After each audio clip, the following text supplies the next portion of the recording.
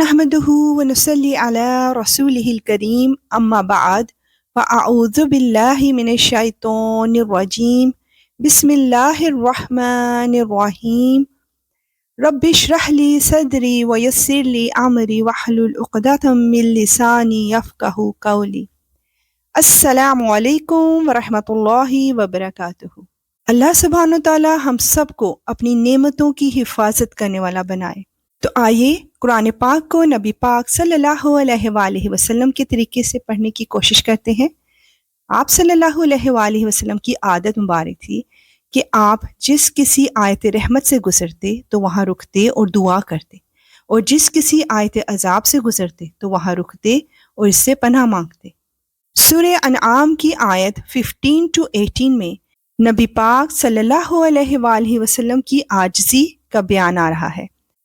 کہہ دو کہ اگر میں اپنے پروردگار کی نافرمانی کروں تو مجھے ایک زبردست دن کے عذاب سے خوف ہے۔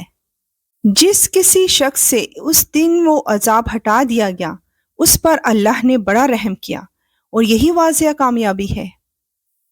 اگر اللہ تمہیں کوئی تکلیف پہنچائے تو خود اس کے سوا اسے دور کرنے والا کوئی نہیں، اور اگر وہ تمہیں کوئی بھلائی پہنچائے تو وہ ہر چیز پر قدرت رکھتا ہی ہے، اور وہ اپنے بندوں کے اوپر مکمل اقتدار رکھتا ہے، اور وہ حکیم بھی ہے، پوری طرح باخبر بھی۔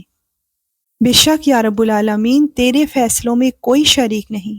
آیت 19-20 میں نبی کریم صلی اللہ علیہ وآلہ وسلم کی صداقت کی گواہی دی جا رہی ہے۔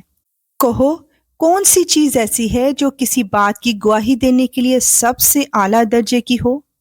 کہو اللہ، اور وہی میرے اور تمہارے درمیان گواہ ہے، اور مجھ پر یہ قرآن وحی کی طور پر اسی لیے نازل کیا گیا ہے تاکہ اس کے ذریعے میں تمہیں بھی ڈراؤں اور ان سب کو بھی جنہیں یہ قرآن پہنچے۔ کیا سچ مچ تم یہ گواہی دے سکتے ہو کہ اللہ کے ساتھ اور بھی معبود ہے؟ کہہ دو کہ میں تو ایسی گواہی نہیں دوں گا۔ کہہ دو کہ وہ تو صرف ایک خدا ہے، اور جن جن چیزوں کو تم اس کی خدائی میں شریک کرتے ہو میں ان سب سے بیزار ہوں۔ جن لوگوں کو ہم نے کتاب دی ہے وہ ان کو یعنی خاتم النبیین صلی اللہ علیہ وآلہ وسلم کو اس طرح پہچانتے ہیں جیسے وہ اپنے بیٹوں کو پہچانتے ہیں۔ پھر بھی جن لوگوں نے اپنی جانوں کے لیے گھاٹے کا سودا کر رکھا ہے وہ ایمان نہیں لاتے۔ یا رب العالمین ہم گواہی دیتے ہیں کہ تو وحدہ لا شریک ہے، تیرے سوا کوئی معبود نہیں، اور نبی پاک صلی اللہ علیہ وآلہ وسلم تیرے رسول ہیں۔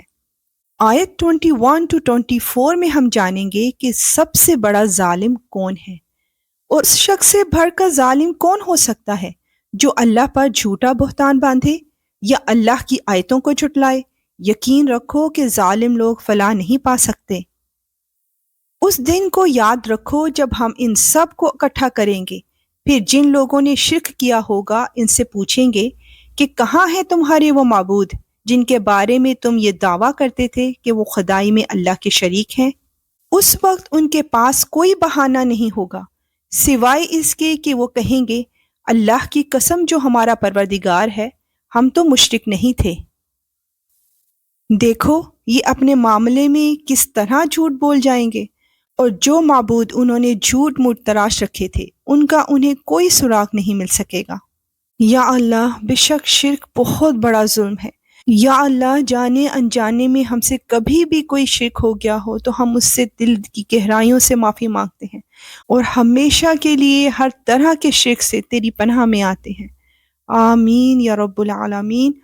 اے اللہ اس کتاب قرآن پاک میں سے ہماری زبانیں جو پڑھتی ہیں اس میں ہمیں تفکر، تدبر اور اس کی سمجھ عطا فرما، اور اس کے معنوں اور عجائبات کی پہچان کروا، اور جب تک ہم زندہ رہیں اس کے مطابق عمل کریں۔ بے شک تو ہر چیز پر قدرت رکھنے والا ہے۔ انشاءاللہ ملیں گے نیکسٹ آیات کے ساتھ۔ اب اجازت، وآخر دعوانا ان الحمدللہ رب العالمین۔ سبحانک اللہم وبحمدک، اشہد ان لا الہ الا انت، استغفرک واتوب الیک۔ السلام علیکم ورحمۃ اللہ وبرکاتہ۔